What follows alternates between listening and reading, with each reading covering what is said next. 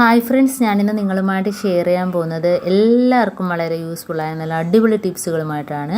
അപ്പോൾ video skip ചെയ്യാതെ കണ്ടാൽ മാത്രമേ മനസ്സിലാവുകയുള്ളൂ. അതേപോലെ തന്നെ എൻ്റെ ഈ ചാനൽ സബ്സ്ക്രൈബ് ചെയ്യാതെ കാണുന്ന കൂട്ടുകാരുണ്ടെങ്കിൽ പ്ലീസ് ഒന്ന് സബ്സ്ക്രൈബ് ചെയ്ത് സപ്പോർട്ട് ചെയ്യാനും കൂടി മറക്കരുത്. അപ്പോൾ നമുക്ക് ഫസ്റ്റ് ടിപ്പിലോട്ട് കിടക്കാം. ഫസ്റ്റ് ടിപ്പ്, നമ്മൾ ചൂലൊക്കെ മേടിച്ച് കഴിഞ്ഞാൽ അതിനകത്ത് ഭയങ്കര പൊടിയായിരിക്കും. ചില ചൂലിലൊക്കെ ഭയങ്കര പൊടിയായിരിക്കും. അപ്പോൾ അത് ഒഴിവാക്കാനായിട്ട് നമ്മുടെ കയ്യിലുള്ള ചീപ്പുണ്ടല്ലോ, അത് വെച്ച് ഇതേപോലെ ഒന്ന് ചൂലിനകത്തൊന്ന് ആക്കി കൊടുക്കുക.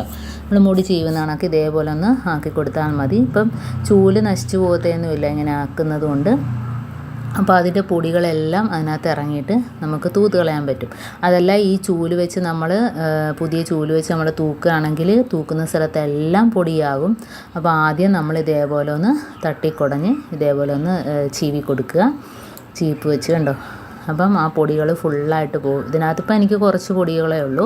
അതേപോലെ തന്നെ ഈ ചൂലിൻ്റെ ചെവിട് ഭാഗത്ത് നമുക്ക് തൂക്കിയിടാനുള്ള ഹോളൊന്നും കാണത്തില്ല. അപ്പോൾ നമ്മൾ പപ്പടക്കമ്പി ചൂടാക്കിയിട്ട് രണ്ട് വശത്തും ഇതേപോലെ ഒരു ഹോളിട്ടിട്ട് നമുക്ക് ചരടിട്ട് കെട്ടിക്കൊടുത്താൽ ചൂല് കുറേ നാൾ നമുക്ക് സൂക്ഷിക്കാൻ പറ്റും. കാരണം തൂക്കിയിടുമ്പോഴത്തേനും ചൂല് നശിച്ചു പോകത്തില്ല. അല്ലാതെ നമ്മളെവിടെയെങ്കിലും കൊണ്ടിടുമ്പം ചൂലിൻ്റെ ആ ഓരോ ഭാഗങ്ങളായിട്ട് ഒടിഞ്ഞൊടിഞ്ഞു പോകും.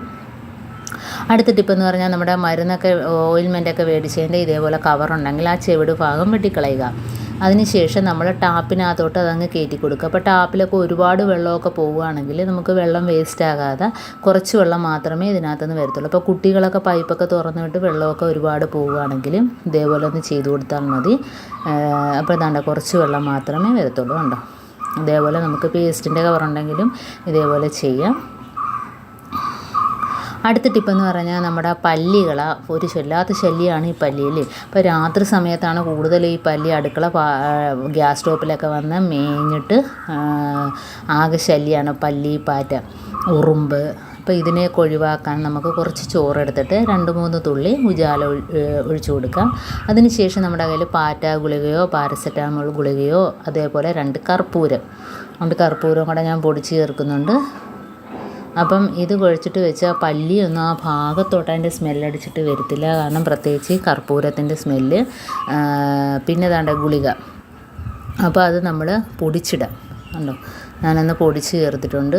അപ്പോൾ ഇത് നമുക്ക് പല്ലിക്കൊക്കെ 2-3 ഉരുള വെച്ച് കൊടുത്തതിന് ശേഷം ബാക്കി പുറത്ത് എലിശല്യം, പെരിച്ചാഴി ശല്യം ഉണ്ടെങ്കിൽ കൊണ്ട് വെച്ച് കൊടുക്കുക. പിന്നെ ആ ഭാഗത്തോട്ടെ എലിയും പെരിച്ചാഴിയും വരത്തതും ഇല്ല.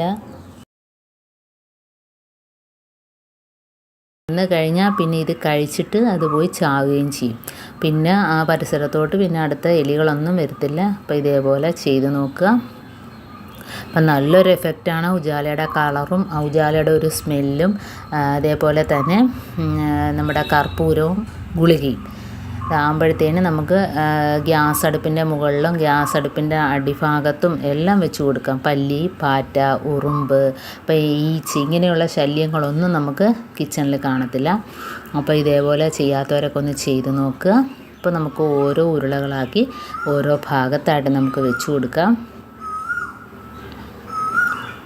അപ്പം ഇത് നല്ല ഒരു എഫക്റ്റാണ് ഇതിന്. കാരണം പ്രത്യേകിച്ച് ഈ കളറും കൂടെ ആകുമ്പോഴത്തേനും എലിക്കാണേലും ഇതേപോലെ വേണ്ട ഓരോ ഭാഗത്തായിട്ട് നമുക്ക് ആവശ്യമില്ലാത്ത ടിന്നിനകത്ത് ഇതേപോലെ വെച്ച് കൊടുക്കുക. അടപ്പിനകത്തൊക്കെ ഇതേപോലെ വെച്ച് കൊടുക്കുക. അത് വന്ന് മണത്തിട്ട് പോകുമ്പോഴത്തേന് പിന്നെ ആ ഭാഗത്തോട്ട് വരത്തില്ല. ബാക്കിയുള്ളത് നമുക്ക് പുറത്ത് എലിക്കും വെച്ച് കൊടുക്കാം. എലി കഴിച്ചിട്ട് പോവുകയും ചെയ്യും. പിന്നെ ഒറ്റൊരു എലി ആ ഭാഗത്തോട്ട് വരത്തില്ല. ഇതേപോലെ വെച്ച് കൊടുക്കാം. അടുത്ത ടിപ്പെന്ന് പറഞ്ഞാൽ നമ്മൾ ഇതേപോലെ സാധാ നോർമൽ വാട്ടർ ഒരു ടിന്നിനകത്ത് എടുക്കുക. അതിന് ശേഷം നമുക്ക് ഇതേപോലെ ഒരു ആവശ്യമില്ലാത്തൊരു ഡപ്പയോ എന്തെങ്കിലും അതിനകത്ത് 2 തുള്ളി ഉജാല ഒഴിച്ചു കൊടുക്കാം. എന്നിട്ട് നമുക്ക് വേണ്ടത് വിനാഗിരിയാണ്. അപ്പോൾ വിനാഗിരിയുടെ അളവ് കുറച്ച് കൂടുതൽ വേണം. കാരണം ഈ ഒരു സ്മെല്ലടിച്ചാൽ മണ്ണെണ്ണ ഉണ്ടെങ്കിൽ മണ്ണെണ്ണയാകും. ഇപ്പം മണ്ണെണ്ണ എവിടെയും കിട്ടാനില്ല, അതുകൊണ്ടാണ് ഞാൻ വിനാഗിരി ഒഴിക്കുന്നത്.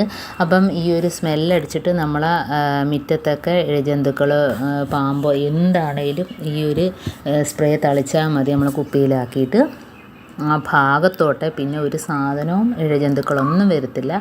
പ്രത്യേകിച്ച് എലിയും വരത്തില്ല. പെരിച്ചാഴി, പാമ്പ്, ഇങ്ങനെയുള്ള സാധനങ്ങളൊന്നും മുറ്റത്ത് നമ്മൾ എവിടെയൊക്കെയാണോ അങ്ങനെയൊക്കെയുള്ള സ്ഥലങ്ങളിലൊക്കെ ഒഴിച്ചു കൊടുക്കുക. പൊത്തോ അതെല്ലാം അടുക്കള വശത്തൊക്കെ ഇതേപോലെ ഒഴിച്ചു കൊടുത്താൽ മതി.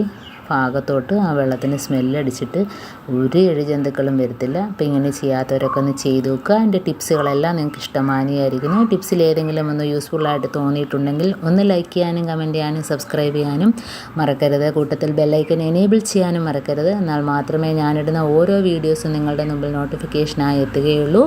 അപ്പോൾ ഇനിയും നല്ല നല്ല ടിപ്സുകളുമായിട്ട് വീണ്ടും കാണാം. അതുവരേക്കും താങ്ക്സ് ഫോർ വാച്ചിങ്.